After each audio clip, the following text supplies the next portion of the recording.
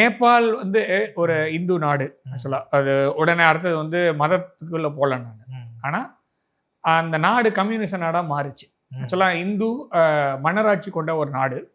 அந்த நாட்டுக்குள்ள குழப்பத்தை உண்டாக்கி அந்த நாட்டோடைய மன்னராட்சி முறையை ஒழிச்சு கட்டினது வந்து பாத்தீங்கன்னா, அதுக்கு அந்த நாட்டுக்குள்ள இருக்கக்கூடிய கம்யூனிச சித்தாந்தம் பெரும் பங்கு வகித்தது. இதை இல்லைன்னா சொல்ல முடியாது. ஸோ அப்ப அந்த நாட்டோடைய உள்நாட்டுக்குள்ள இருக்கக்கூடிய ஸ்திரத்தன்மை ஒழிஞ்சதுக்கு, அதாவது அந்த நாடு வந்து ரொம்ப பெரிய வளர்ந்த நாடு, வளரும் அப்படி இல்லைனாலும் ஒரு டிக்னிஃபைடா ஒரு கண்ட்ரியா இருந்ததற்கான காரணம் அந்த நாட்டுடைய மன்னராட்சி முறை. அந்த மன்னராட்சி முறை ஒழிஞ்ச பிறகு நிறைய பிரச்சனை வந்தது. ரீசெண்டா இப்ப நிறைய பிரச்சனை போயிட்டு இருக்கு நேபாளுக்குள்ள.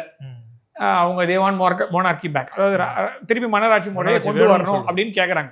மக்களாட்சி முறை இருக்கட்டும், ஆனா மன்னர் வேணும் அப்படின்றத வந்து அவங்க வந்து அந்த நாட்டு மக்கள் வந்து ரொம்ப ஃபுல் ஃபிளஜ்டா அவங்க இறங்குறாங்க. ஸோ அதை வந்து சைனாவாலேயே ஒத்துக்க முடியாது, பாகிஸ்தானையும் ஒத்துக்க முடியாது. ஸோ அதுவும் இல்லாமல் அவங்க வந்து இந்தியாவோட சார்ந்து இருக்கக்கூடிய ஒரு நாடு. சைனாலேருந்து ஹெல்ப் வரணும்னா ரொம்ப தூரம் ட்ராவல் பண்ணணும். பீகார்லேருந்து அப்படியே மேலே ஏறினா நேராக நேபாள் தான்.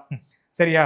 ஸோ அதனால வந்து என்னதான் சைனாவோட அவங்க இணைந்து செயலாற்றணும்னு நினைச்சாலுமே டிஸ்அட்வான்டேஜ் தான் அவங்களுக்கு ஜாஸ்தியே தவிர அட்வான்டேஜ் ஜாஸ்தி கிடையாது. இந்தியாவோட நேபாள் இருக்கிறதுன்றது ஒரு நேச்சுரலான ஒரு அலையன்ஸ். அதாவது நம்மளுக்கு அவங்களுக்கும் வந்து காலங்காலமா நிறைய ஒற்றுமை இதிகாச கனெக்ஷன், அதாவது இதிகாசத்துடைய தொடர்பு உண்டு. ராமாயண காலத்துல இருந்து, அதுக்கு முன்னாடியில இருந்து, ஸோ புத்தருடைய காலத்துல இருந்து.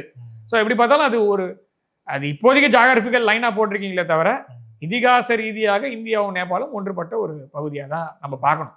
நம்ம நாட்டு மக்களுக்கு நம்ம ஸ்டேட்டை தாண்டி அவங்களுக்கு செய்ய முடியாது.